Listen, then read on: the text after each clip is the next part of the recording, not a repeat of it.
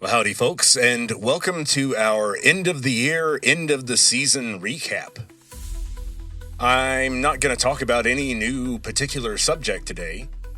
We're going to go back and listen to some clips and talk about how I make this stuff, for the most part. Review some of the subjects we covered in Season 1. We'll talk about the voiceovers, the music, listen to a little bit of behind-the-scenes type stuff.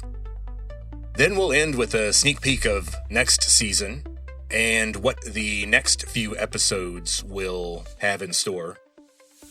So what did we cover during the first season?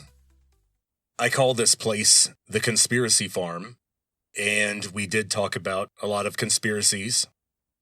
I did a whole episode on MK Ultra. We talked a lot about the deep state and about government secrets, especially related to you-know-who. Our weird little short friends from under the ocean. I also talked a little bit about our very tall neighbors. Apparently, there are tall, pale beings that live underground and under the ocean in places on Earth. Well, that's conspiracy enough for me. Then we talked a lot about ancient texts, everything from Confucius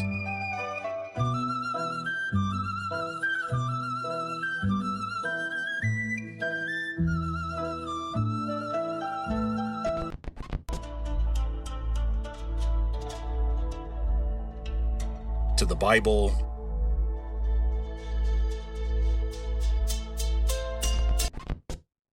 and then I covered a lot of autobiographical stuff. Well, maybe not a lot of it. I'm going to try to do more of that in Season 2. But here's the thing. I'm not quite as comfortable with the autobiographical stuff.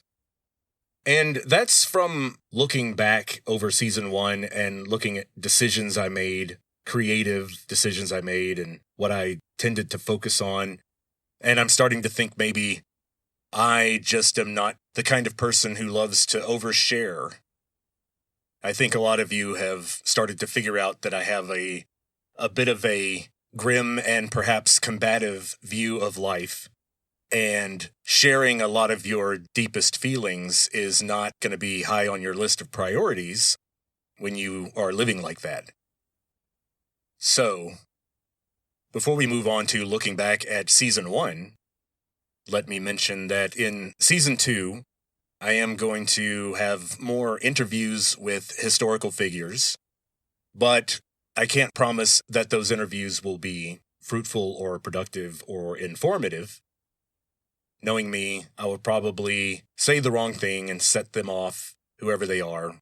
You know, me annoying Genghis Khan about his wardrobe might actually be physically risky for me. But that's the risk I'm willing to take for my listeners. I'm dedicated. I don't care who I make angry for the purposes of entertainment. I also want to include more music in Season 2. And this is just because of how productive and reliable the music AI that I'm using has turned out to be. They've upgraded themselves several times since I started the podcast. They're on version 7.6 now, which is pretty darn good. I think you guys may have noticed an increase in the number and specificity of the music that's being used.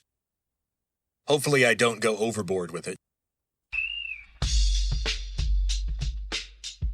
Speaking of going overboard with music,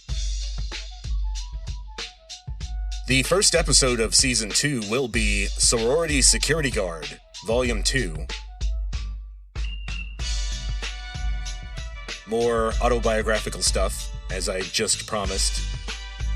And that episode will include a rap song, and the beat, the backing track, was created by Murica. I can't say that I create the clips or write or make them. However, for the rap song, I want to stress that it was written entirely by me. It was not written by the AI.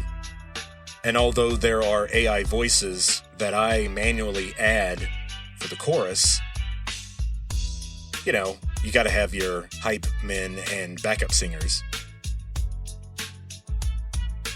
But it'll be 100% my voice rapping over a backing track. No assistance from AI there. All of the assistance to make my voice sound better will come from Audacity, and that'll just be a lot of layering and compression, but it's the kind of stuff that you always do to a voice when you're doing rap. Yes, I've been watching instructional videos on how to master hip-hop music. So, unfortunately for the listeners, I will also be attempting to do some forays into philosophy. Perhaps that will come in the form of an interview also, maybe with Aristotle, to try to force him to explain what the hell he was on about. I don't know. We'll see how that works. I already have some new music for my talk show ready. You guys heard during the sketch that I called the Johannine Controversy from my series on Revelation. I used a corny theme song that Murica created after I uploaded 30 seconds of the theme to the Johnny Carson show.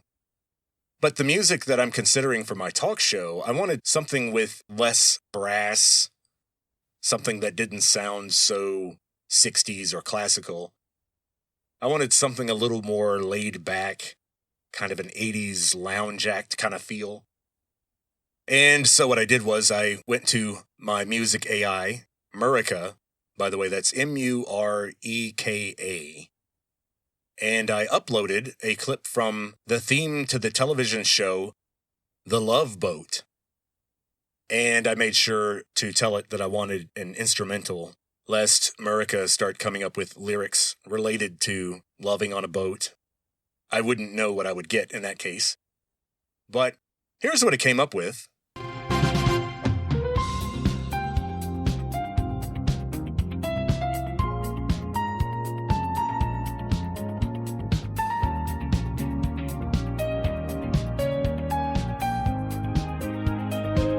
And I kind of like that vibe.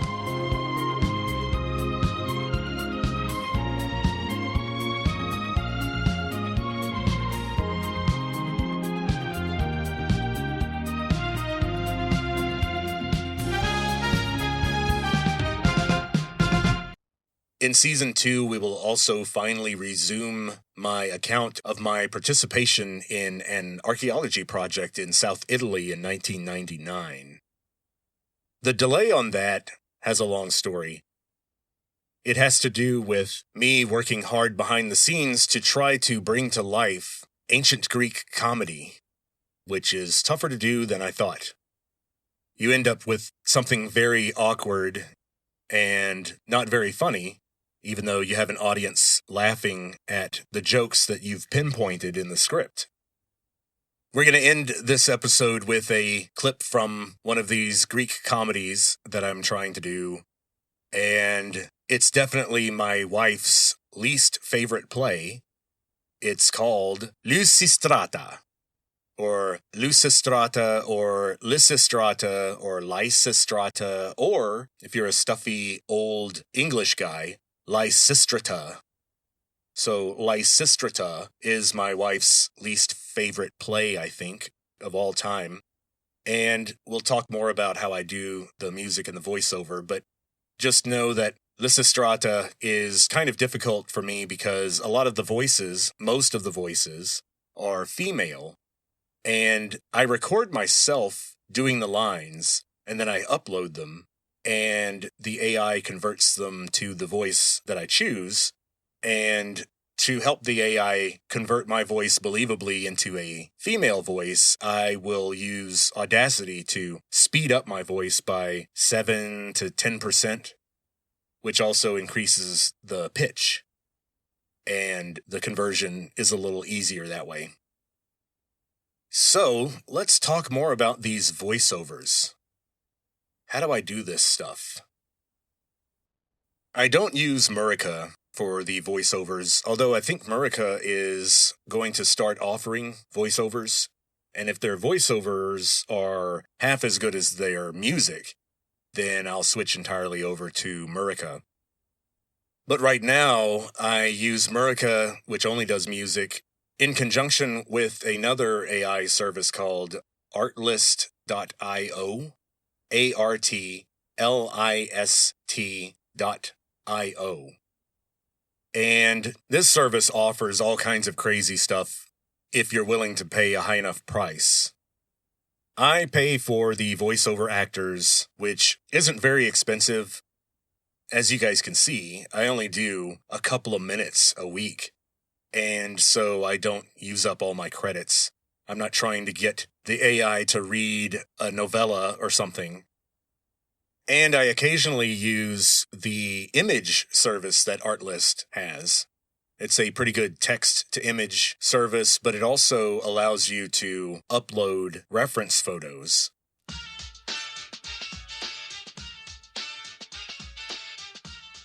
So if you guys remember the cover to the episode in the Revelation to John series that included the rap song from the band The King James Crew. Yeah, baby, you know we shine. King James Crew, we so fine. Conjugating verbs in You'll notice that the Elizabethan gentlemen who are looking at the camera appear to be in 1990s Southern LA. And their positioning does look remarkably like the cover to an NWA album. And I did that on purpose.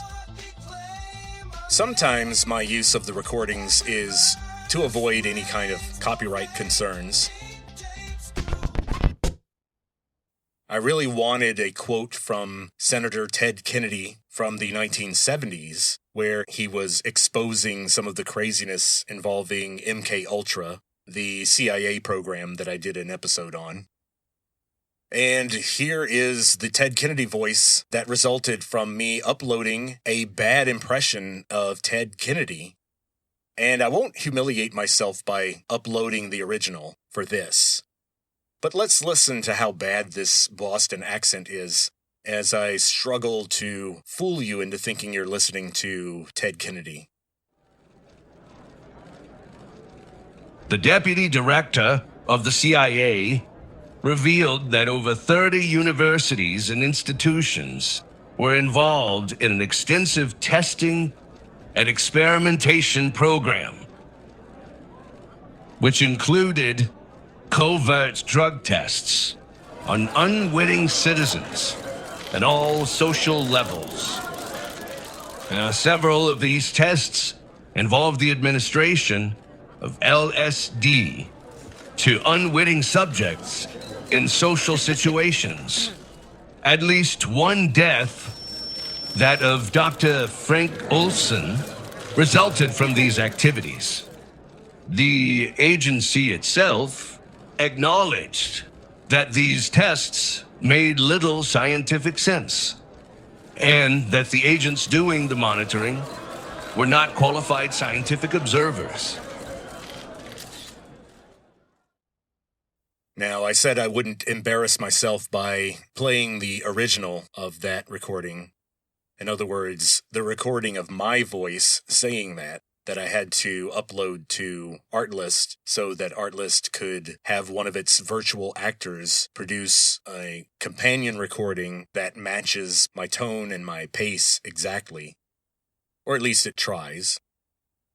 Now, note that Artlist has also updated itself and revised its service several times since April, when I started the podcast. So if you were to listen to the first 10 episodes, for example, with their overall terrible sound quality, you'll also notice that the virtual actors producing the voices aren't quite as good. The dialogue isn't quite as natural as more recent stuff. And that's because Artlist originally only offered text to voice. And unfortunately, that's really unpredictable. You don't quite know how your AI actor is going to read your text. So when Artlist allowed you to upload clips of your own voice saying stuff, I jumped on that. Because I knew that would be a lot more powerful, especially for comedy. Now, one thing I noticed was even when I asked for, say, an English accent, my Texan kept bursting through. I've had to learn to try to keep my vowels short and clipped to try to stop all the voiceovers from sounding like Texans. I didn't want Ted Kennedy to sound like this. That wouldn't make much sense.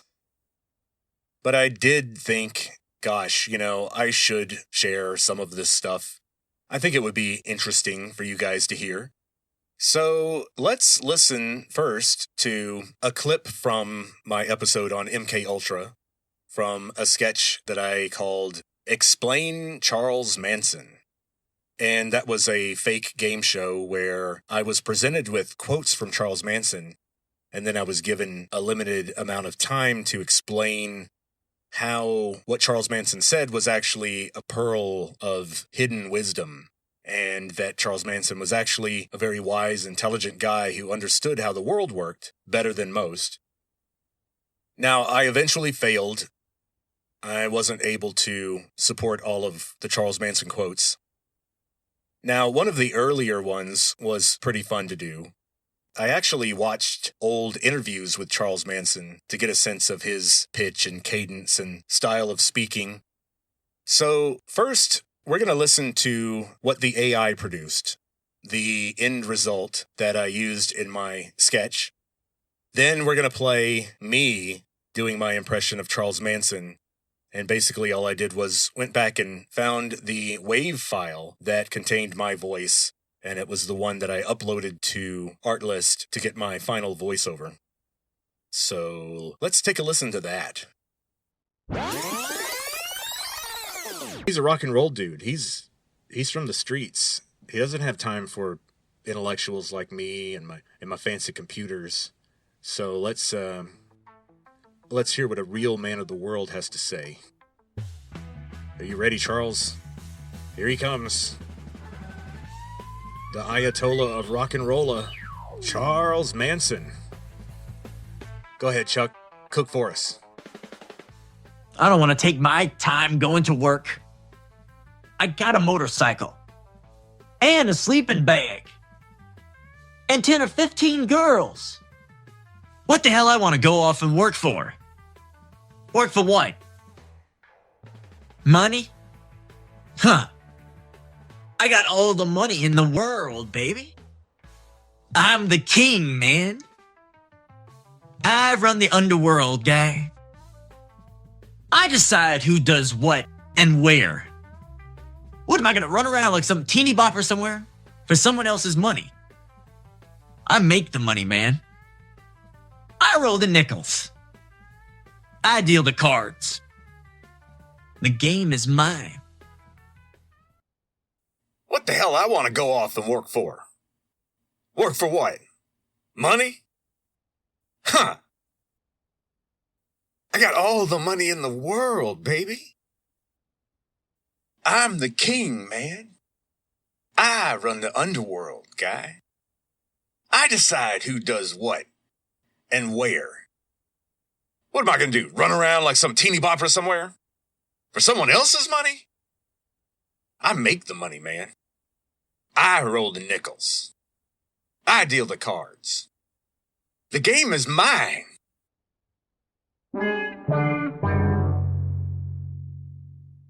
Well, hopefully that was interesting. I probably shouldn't quit my day job. Now, moving on to talk more about the music. I haven't checked the stats, but I'm pretty sure that my show that included a lot of Nietzsche, my show about Zarathustra, and by extension, Superman, I'm pretty sure that was my least popular episode. Maybe that and the episode I did on alien religion. Most people don't even want to hear about human religion, let alone rumors of an alien religion. But I thought it was cool. And it was a challenge because how on earth do you go about creating music clips that fit with Zarathustra talking or with discussions of a unitary consciousness that permeates the universe? Technically the cosmos, because supposedly this unitary consciousness is not limited by what we would call the observable universe. So the first thing you might think of is, well, isn't there a tune out there called Thus Spake Zarathustra? It's that tune you hear at the beginning of, and a couple of times later in 2001, A Space Odyssey. I'd play it for you, but, copyright problems and all. But Thus Spake Zarathustra, if you listen to it, is very slow, abstract. It doesn't quite work as a continuous flowing theme. So I tried to think of something flowing or ethereal or mysterious or inspirational. And so I uploaded clips from, for example, the composer Vangelis, or Vangelis, some people have called him. Anyway, it's Vangelis. And he's famous for some music scores, like from the movie Chariots of Fire or Blade Runner, of course. I thought that the Blade Runner type music would work, especially for the alien religion stuff. And before we listen to some of these clips, I wanted to talk about the circus music.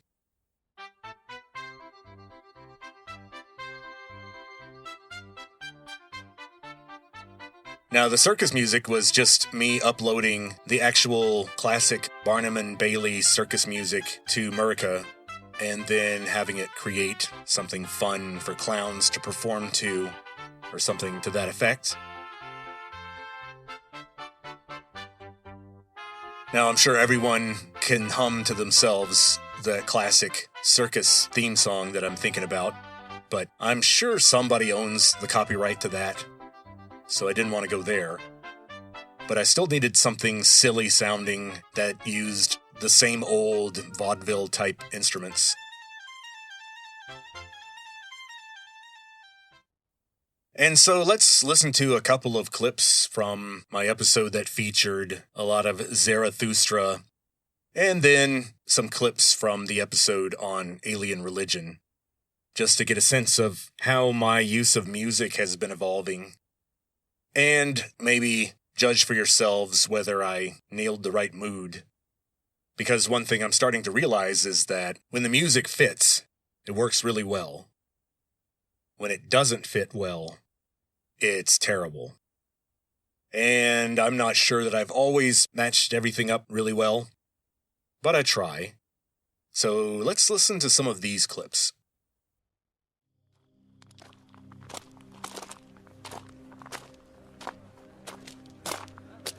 When Zarathustra arrived at the nearest town, he found that many people had assembled in the marketplace, for it had been announced that a rope dancer would give a performance. And Zarathustra spoke thus unto the people. I teach you the Superman. Man is something that is to be surpassed. What have you done to surpass man? All beings hitherto have created something beyond themselves. And you want to be the ebb of that great tide? You would rather go back to the beast than to surpass man. What is the ape to man? A laughingstock, a thing of shame. And just the same shall man be to the Superman. A laughingstock, a thing of shame. You have made your way from the worm to man, and much within you is still worm. Once you were apes, and even yet, man is more of an ape than any of the apes. I teach you the Superman. The Superman is the meaning of the earth. Let your will say, the Superman shall be the meaning of the earth.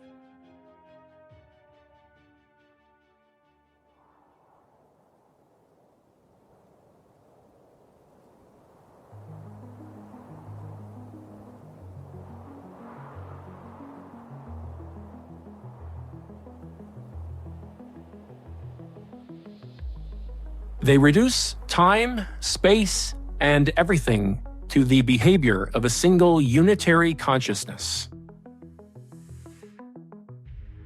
This consciousness behaves entirely spontaneously, without deliberation or forethought. The process of evolution has caused some organisms, such as ourselves, to develop higher cognitive faculties and mental complexity, which allows for complex thought and self-reflection. According to them, the mind of a living organism is a part of this consciousness that has looped in on itself, creating separation and individuality. Our perceptions are the mental activity of this unitary consciousness, as it is filtered through our minds, and presented in a way that is most advantageous to our survival as individual loops.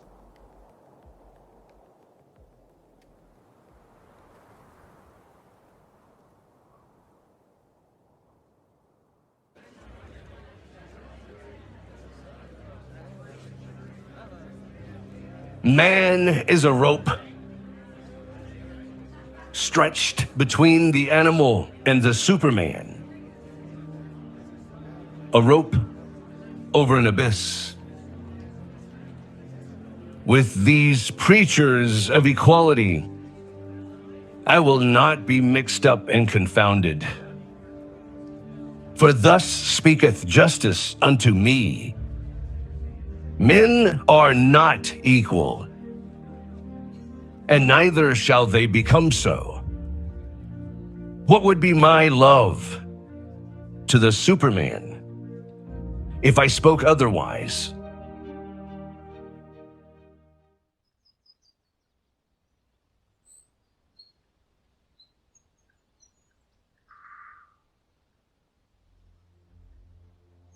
We model the patterns of our observations as the laws of physics. But the laws of physics have no inherent existence, except as the patterns of this universal mental activity. They are not afraid of dying, and even embrace it when they have fulfilled their purpose. They do not fear death, because they believe that death is just a process where individuality breaks down and the mind unloops and becomes reintegrated into the unitary consciousness. They believe that memories and life experiences are reabsorbed into the unitary consciousness during this process. Perhaps this is the mechanism that allows the unitary consciousness to develop. Whether or not this is true, it seemed to bring them a lot of peace during their tormented final moments. Even in death, they served their purpose.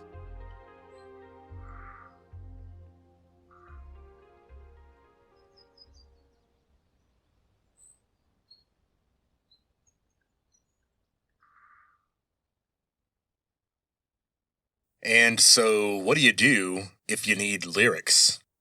What do you do if you need singers?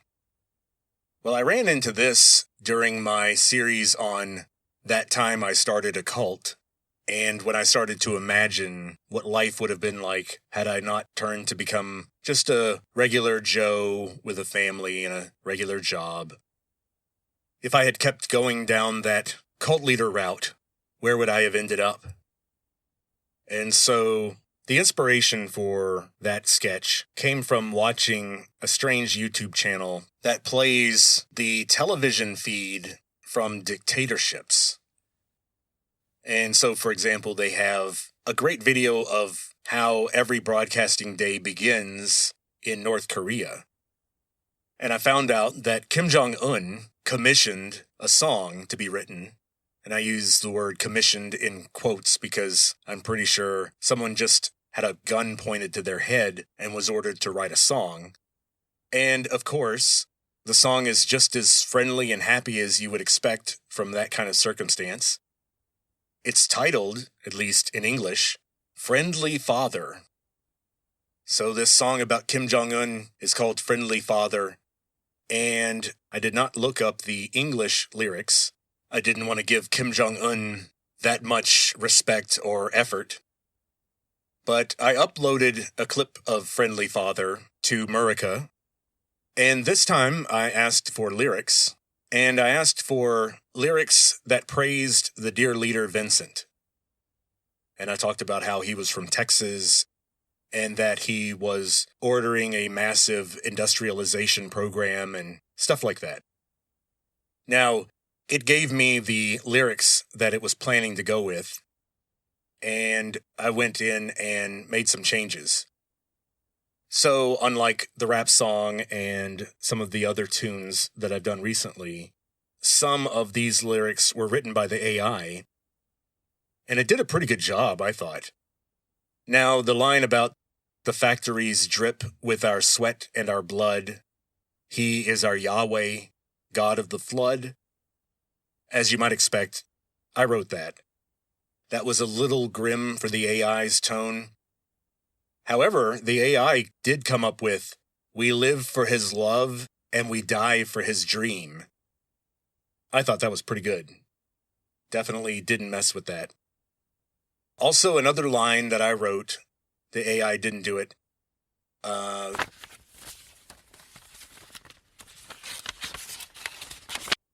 sexiest genius in the history of time. That was my line. That might surprise some of you that I wrote that, but yeah. The other thing I thought was funny is the female voices, how annoyingly fawning they are. I knew that was going to annoy my wife. Especially the one that kept saying how funny I was. So funny. I want to have that voice kind of end every little segment that I do in every episode. So funny. It's just very reassuring. I like it.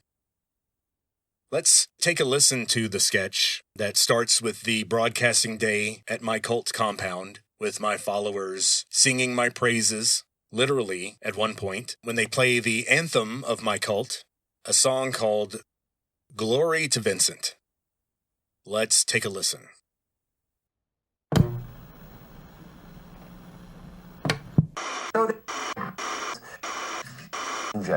Are you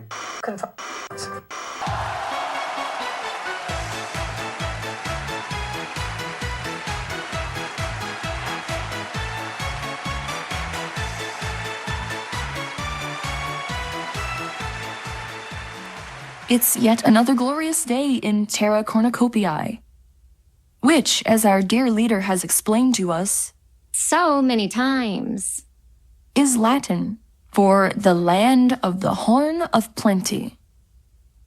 And indeed, this is our land.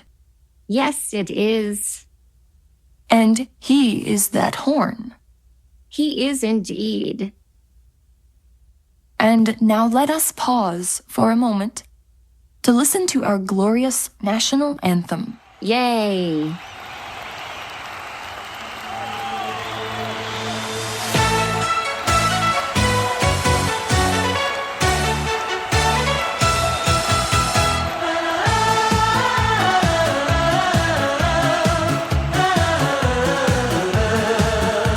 The sun rises red over iron and steel.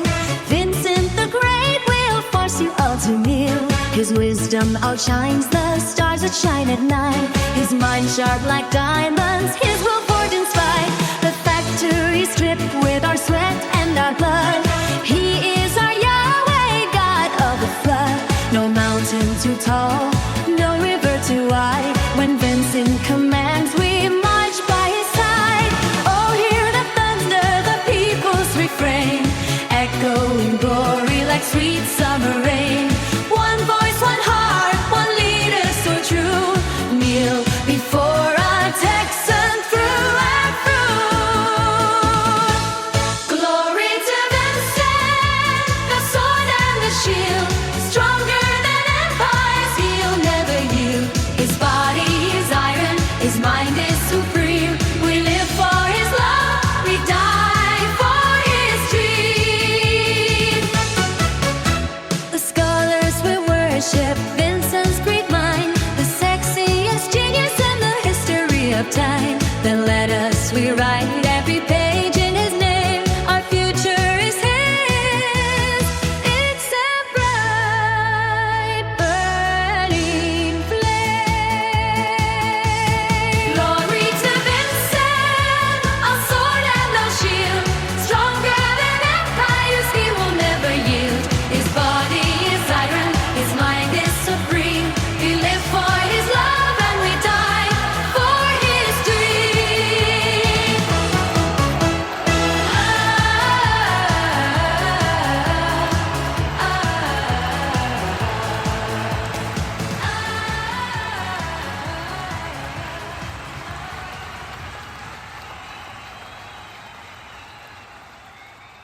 Now, I do think that my use of music and voiceover probably all came to a peak in Season 1 with my clips on the book of Genesis. When you read Genesis, the first 7 days of creation is such a whirlwind of activity and ideas, and it's written in a kind of celebratory, joyful tone, so I wanted to reproduce that before we switched authors to go into the section written by the Yahwist. And as you'll find, the Yahwist is quite different in how they approach the story. What I wanted to do was not listen to the entire 7 days of creation. I wanted to replay day 5 through day 7, because those are the ones I haven't repeated yet. I already repeated days 1 through 4. And one thing I wanted listeners to listen for during this replay, a couple of things. Day 5, I wanted to sound happy and exuberant because God is creating the animal life on earth. And I wanted that to contrast with the creation of humans on day 6. Because I wanted to create a feeling that when God created humans, that maybe something went off the rails. I wanted the creation of humans to be kinda creepy and weird. And when God is creating humans, right before you hear that first heartbeat and breath, you'll notice 2 sounds that I added. One is a kind of flame sound or a crackling of a fire. I used that to represent the presence of Yahweh on earth. For example, later on, in Exodus, when Yahweh appears to Moses, he appears as a burning bush, as a fire. So this association of fire with God in the Old Testament is something we see more than once. Also, that weird sound that I came up with to represent light, you'll hear that a little bit right before the heartbeat starts. And remember that I said that I think that, especially in this part of Genesis, light represents the intrusion of the immaterial into the material. There's something partly immaterial about light, at least in the mind of this author, I think. And so what we hear there is basically what later Catholic scholars would call the ensoulment of man. ensoulment. Ensoulment, meaning when the soul entered humans, making them different from other animals in that one way. Now, people will notice that this passage sort of skips over Adam and Eve. We have to wait until the next section of Genesis, when we switch to the Yahwist author, who wrote the story of the Garden of Eden. And so when I was adding sounds, what sounds do you use to represent the first humans? Well, the male voice you hear is speaking Xhosa, and Xhosa is a language spoken by the San people in southern and eastern Africa. And there is some thought that the first human languages did involve more phonemes than we have now. And so most early human languages were heavily tonal and used clicks and other sounds that we no longer use. In that sense, the Xhosa language is a holdover from the past. Now, the female voice is speaking Sanskrit, which is a language of ancient India. It's what the Bhagavad Gita was written in. If you've seen Oppenheimer, you'll know that Dr. J. Robert Oppenheimer could read Sanskrit while simultaneously having sex with Florence Pugh. Quite impressive. Indiana Jones would be proud.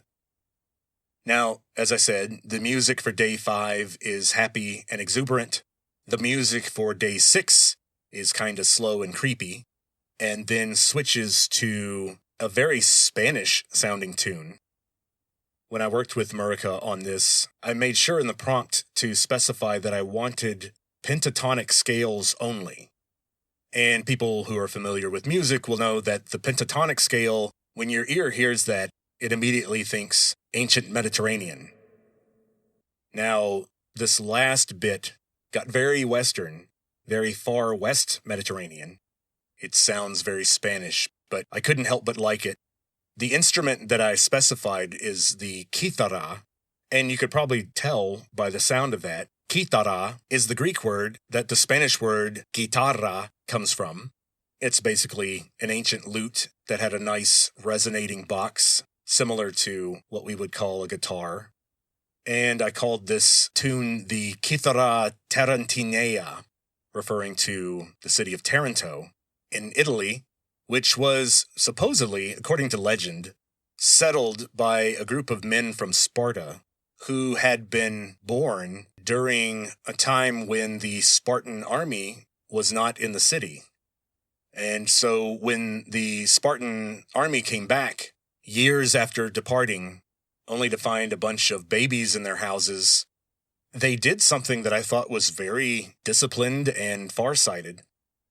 You know, they could have crashed out and, in typical Spartan style, chucked all the babies off a cliff, which they did, by the way. I'm not making that up. Babies that were found to be not physically strong enough were thrown into a ravine to die. But anyway, these babies, as they grew up, they were referred to as hoi partenioi. That means those who were virgin-born. People born somehow without the act of sex having occurred. Now, that might be the biggest cope in history.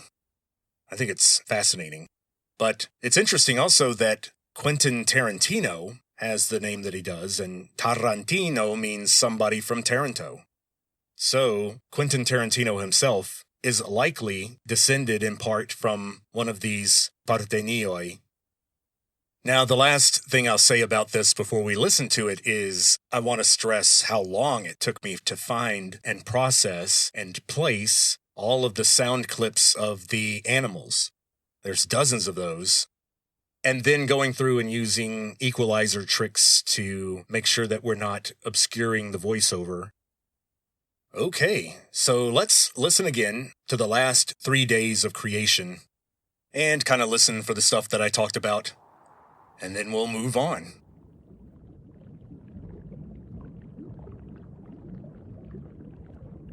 God said, Let the waters be alive.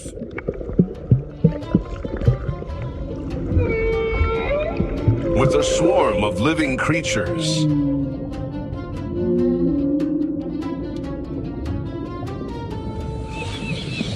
And let birds wing their way above the earth. Across the vault of heaven.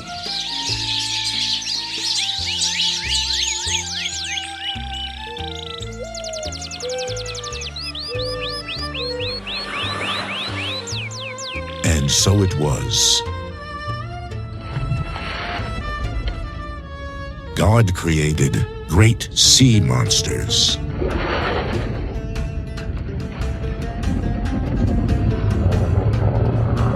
And all the creatures that glide and teem in the waters.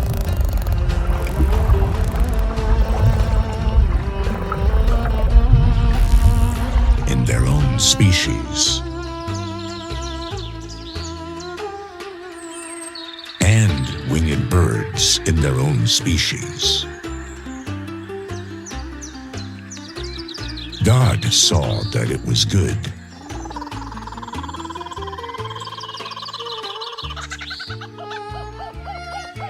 God blessed them, saying, Be fruitful, multiply, and fill the waters of the seas.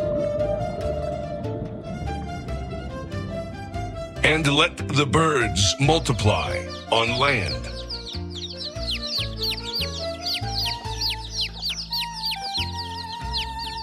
Evening came,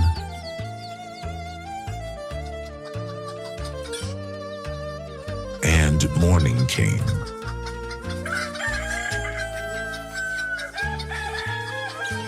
The fifth day. God said, Let the earth produce every kind of living creature in its own species. Cattle, creeping things, and wild animals of all kinds.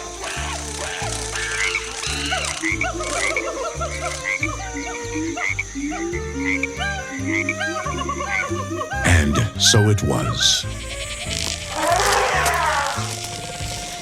God made wild animals in their own species, and cattle in theirs, and every creature that crawls along the earth.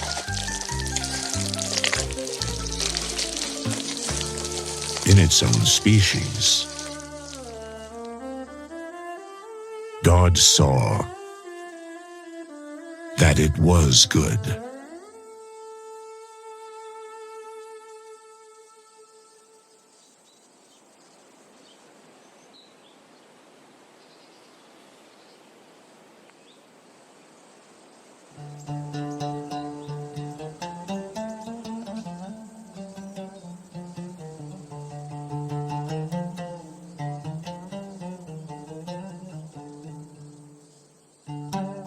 God said, Let us make man in our own image, in the likeness of ourselves, and let them be masters of the fish of the sea, the birds of heaven, the cattle, all the wild animals, and all the creatures that creep along the ground. God created man in the image of himself. In the image of God, he created them. Male and female, he created them. God blessed them, saying to them, Be fruitful, multiply, fill the earth, and subdue it. Be masters of the fish of the sea, the birds of heaven, and all the living creatures that move on earth. God also said, Look, to you I give all the seed-bearing plants, everywhere on the surface of the earth, and all the trees with seed-bearing fruit. This will be your food. And to all the wild animals, all the birds of heaven, and all the living creatures that creep along the ground. I give all the foliage of the plants as their food. and so it was. God saw all that he had made, and indeed, it was very good. Evening came, and morning came, the sixth day. Thus, heaven and earth were completed with all their array. On the seventh day, God had completed the work he had been doing. He rested on the seventh day. After all the work he had been doing, God blessed the seventh day and made it holy, because on that day he rested after all his work of creating. Such was the story of heaven and earth as they were created.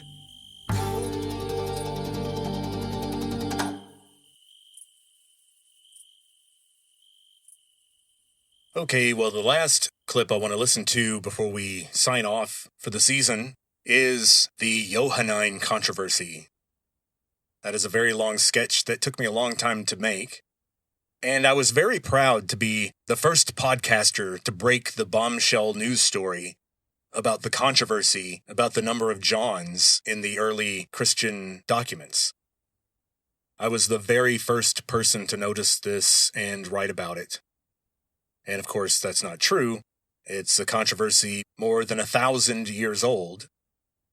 Now, in Season 2, I was thinking about continuing this sketch and basically having John the Baptist back on to talk mainly about his arrest and execution, and maybe some details about the day he baptized Jesus, and how he and Jesus met. There are some interesting mysteries there. Now, here's the thing. I doubt he'll be totally okay with talking about most of this stuff. So it's going to be a contentious interview. But like I said, I'm willing to go to that kind of extreme length to get good content for you guys. I already have a new theme song for my interview-based TV show. And here's a clip of it. Here's how it goes. Now, this is not the theme song that you're about to hear for the Johannine controversy. That was a theme song that I created using Murica based on a prompt and uploading 30 seconds of the Johnny Carson theme. Now, I do think that it's possible that the section where John of Ephesus, the non-Christian, talks about Easter might be a little rough or offensive to some people. But I think that Christians have been very patient over the use of a pagan goddess's name as the official name of the day of the resurrection. It's kind of insane if you think about it. And that's what I was trying to get at.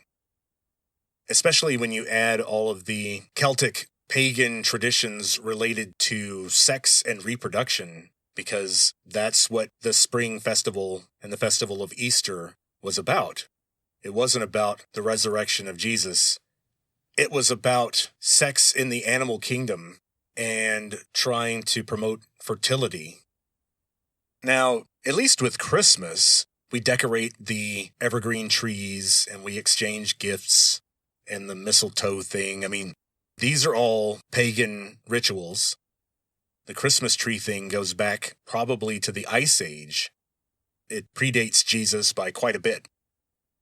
But at the very least, we don't still call Christmas the Saturnalia or Yule, the old pagan names for it. But can we really blame people? I mean, in any given moment, we have to admit that thinking about multicolored eggs and rabbits is usually more pleasant to the average person than suffering and torture and death at the hands of a tyrannical government, and then also wrestling with the theological implications of a being supposedly coming back from the dead and then being seen by his followers and crowds of people. That's heavy stuff. I guess I can totally see why people just want to celebrate how pretty and fun spring is. But when your culture is nothing but pretty and fun, and you don't have enough death and torture, then you end up with a shallow culture full of emotionally weak people who can't handle issues related to suffering or death or torture or tyrannical governments. Eventually, their scared and hungry children will be assigned to some re-education gulag, and the only passive resistance to their government that they can muster is to hide colored eggs in various corners of the camp. Fun times. It's a fun future we're looking at. But anyway, let's listen not to the whole Johannine controversy, but just some of the ending part to get a sense of how it got a little bit out of hand. And I promise in season 2 that I'll do better with managing my guests and trying not to insult them. So let's listen. Saw anyone tortured or killed for being a Christian. But that's not even the point, dude. I mean, sure, I help write Christian literature, and I may be known as Ioannes of Ephesus, but I am also known as Ioannes, the pagan party pig of Ephesus. There is no ritual depravity that I have not known. No, that's awful. And if the Romans ask me, I won't be lying when I say, sure, Jesus sounds awesome, but I'll still pray to the spirit of the emperor any day of the week if it means free barbecue. What a horrible idea. And don't get me started about Galatian girls. This is terrible. Well, that's fascinating, but it's not really what this episode is supposed to be about. I mean, no one really cares about those letters. Wow, really, dude? No offense. Really, dude? I mean, the point is we can't do this segment without the guy who wrote the Revelation to John.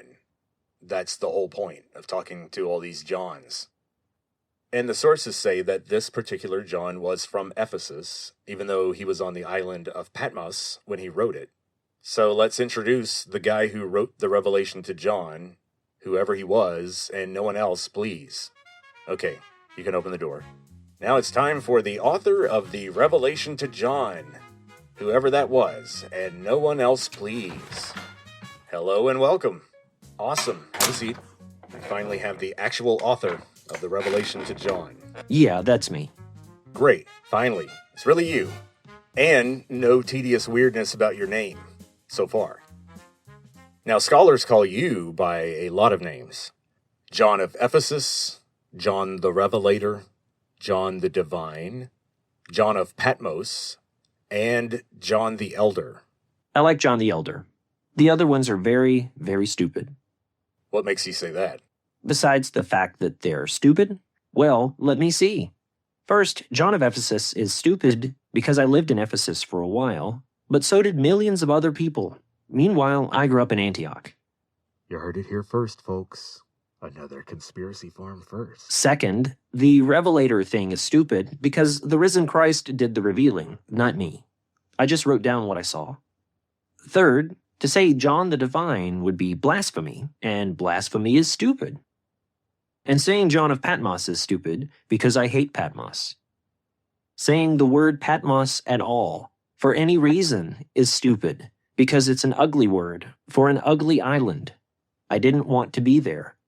If I put your mother in a cage in Tartarus, would she then be forever known as the Queen of Hell? No. Now that I can tell you. That's going to be a username that's always taken. I don't care what number you add after it. So you were exiled on Patmos for being a Christian. Yeah. I mean, have you been there? No, but I've always wanted to go. Why? Well, it looks beautiful. Amazing historical sights to see. And I always wanted to see the Easter procession that they hold there on Easter. What's an Easter procession? It's a kind of parade ritual. Yeah, thing I that know the what a Orthodox- procession is. I mean, what is Easter? You could say it's a celebration of the resurrection. Oh, good. It's always a good idea to celebrate the resurrection. I suppose I'm glad and surprised that they still do it there in your time. Exactly. Yep. So moving on. But you used the word Easter. Is Easter a modern word for resurrection? Yeah. Well, no. Actually, Easter is the name of a Celtic fertility goddess, and her festival was on the spring equinox. That doesn't make sense. Which happens to be kind of close to Passover. What the literal hell, man? It just doesn't make sense. I know. I don't get it either.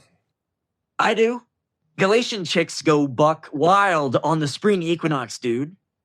They paint eggs. They hide them outside. And then everybody fucks like rabbits. Disgusting. No, that's not okay. That's not appropriate. No, we don't do that. We don't do any of that anymore. You see what I'm up against here? Is that stupid or what? Well, sir, you and I clearly have different definitions of the word stupid. So for me, Easter rocks. Oh, Yannis. I want to party with you, Vincent. Nah, we're done with all that. It's demonic. That's all a relic of the past. Oh, good. Oh, good. Thank God. No orgies on Easter. Nope, we don't do that. Really? Well, that's lame. I wouldn't be surprised if you did, but thank God you don't. Wait, so you guys just do the egg part? That's it?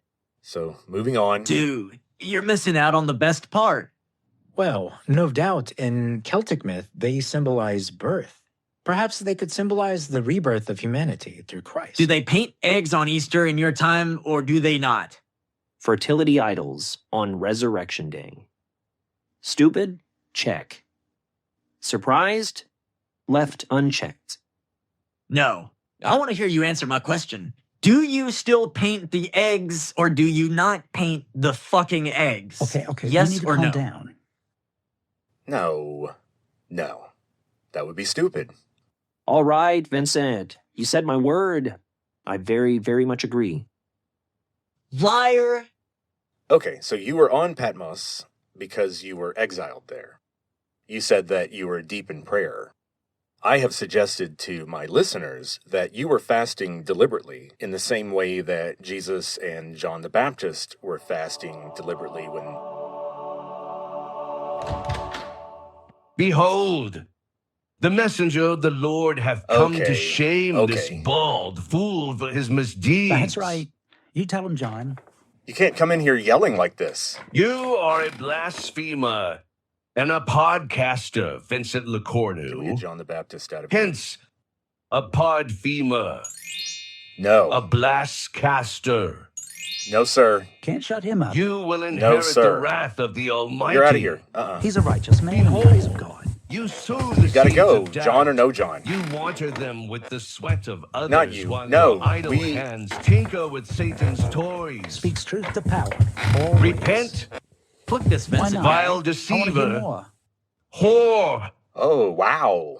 And Okay, now you yeah, reap well, a slut-shaming whirlwind is of against fire. TOS, There will be tears of agony. so somebody's getting There will be reported. moaning of regret and a loss of subscribers. Well, he was always known for wearing his heart on his sleeve. Got him in trouble, just like me. I did not expect him to go personal like that. All right, so let's make a new rule. We can't mention John, the voice crying in the hallway. Why doesn't he like you? Well, if he doesn't like me, I have to assume it means he listens to the podcast. And it's cool to know he's listening. Now, to be fair, he only liked one person ever. See, Yohanan, you are a very fair guy. That's why you're the beloved disciple. And to be honest, I'll go ahead and tell you, I'd love to have John in the hallway back to explain why he doesn't like me. But, I don't want to make anyone nervous, but if you yell too loud, this thing right here will explode. Oh. Right in your face. Instant death. Well, then if that's the case, yeah, of course. Let's keep it down, guys. Well, and it's not just that. It's not even that. It's we're lacking in hygiene also. There are some deficits in terms of hygiene, in terms of wardrobe, in terms of appropriate behavior. I mean, he comes in here wearing just that hair shirt thing. That hair shirt thing? I mean, the sign out front says, does it not? You saw it right. It says no shoes, no shirt, no service. I can't do anything about that. He was wearing that for a reason. You never wore a hair shirt? Metaphorically, definitely. Mohair, maybe. That's close. Okay, well, I think that was a good look back at Season 1 in 2025. And what can we expect in Season 2 of the Conspiracy Farm? What subjects are we going to continue to overthink? Well, we definitely have to continue our exploration of the revelation to John. We're going to continue with some of the high points of Genesis. At some point, unfortunately, I think we're going to have to talk about Aristotle and economics. Apologies in advance. We're going to continue my series on the singularity. And hopefully you guys can see that at least I'm getting some practical experience with working with AI. Getting a sense of what the AI will accept or understand and how it could play fast and loose with some of the prompts that you give it. And of course, we're going to talk more about aliens, and more aliens. We're going to talk about the Great Flood and the Silurian hypothesis, Silurian. Basically, the idea that there have been ancient civilizations before the ones that we know of, say before about 10,000 BC. That's usually the cutoff, because, as you guys may recall, the agricultural revolution produced cities like Sumer, the first Bronze Age civilizations in Mesopotamia, and so 10,000 BC would be well before that. And there's good evidence that some monuments, like the Sphinx, do come from that much earlier period, where we kind of have no idea what was going on. We'll also continue the series of Death by Aliens, the episode about the Dyatlov Pass incident, and the first episode about cattle mutilation have been delayed by my desire to do more research. People often don't realize how much material there is about cattle mutilation. I mean, there are entire books on the subject. A Strange Harvest by the journalist Linda Moulton Howe is the best work on the subject. In Season 2, we'll also do more autobiographical stuff. In fact, the very next episode, the first episode of 2026 in Season 2, will be titled Sorority Security Guard, Volume 2. And this episode will include a rap song that I'm still working on. And so let's cap off this episode with a scene from that play I talked about, Lysistrata, which will be included in the upcoming episodes that will continue my journey in Italy during that archaeology project. And as you guys may recall, those episodes are half stories about what I did there and what I saw and people I met. And then, hopefully, interesting asides related to the history of the culture that we were unearthing there. And Lysistrata plays directly into that. Of course, I'll explain why that is. And so, on our way out, just know that the scene from Lysistrata will play right after the ending of this episode. Think of it like a post-credit scene in a Marvel movie that gives you a hint of the future. And, I can't say it's going to be super exciting. All I can say is, as you listen to it, just know that I did all the voices. So somewhere on my hard drive, there are recordings of me trying to sound like that. And then also note that I apologize ahead of time for the quality of the humor. I need to stress that I did not write a single word of this. This is directly from a good, reliable English translation of the play. And the audience laughs where the audience would have laughed back in the day. So, cut me a break when you listen to it. With that, I'll sign off for Season 1. We'll continue to examine and overthink every strange subject in the world in Season 2. And who knows how we'll level up or what new techniques I'll start to use. But until Season 2, I'll talk to you later.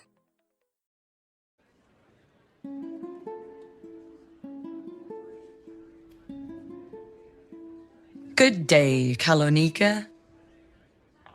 Good day, Lysistrata. What's bothering you so? What are these dark looks for? It doesn't suit you to knit your eyebrows like that. Oh, Kalonika. It's more than I can bear. I'm embarrassed for our sex. Men say we're slippery rogues. Are they right? Well, I did summon all the women in the city. I told them I had something tremendous to deliberate on. But still here they are, snuggling in bed. They'll come. It's hard for women to get away. There's so much to do. Husbands to be put in good tempers. Servants to check on. Children to bathe or feed or sing lullabies to. But I'm trying to tell you, there's a far more weighty object. What's this all about, Lysistrata? Why did you tell all the women to come here? What kind of an object is it? Oh, it's very big. It's huge.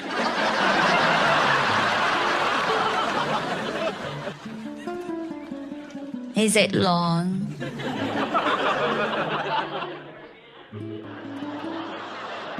It may be very lengthy. Really? Then why aren't they all here yet? Well, that's because there's no man connected to this object. If there were, they'd soon come fluttering along.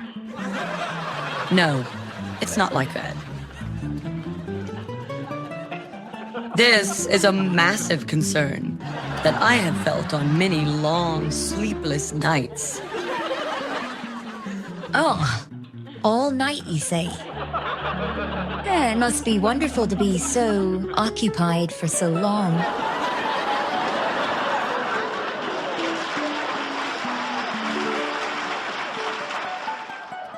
Well, what's wonderful is that Greece will be saved by its women.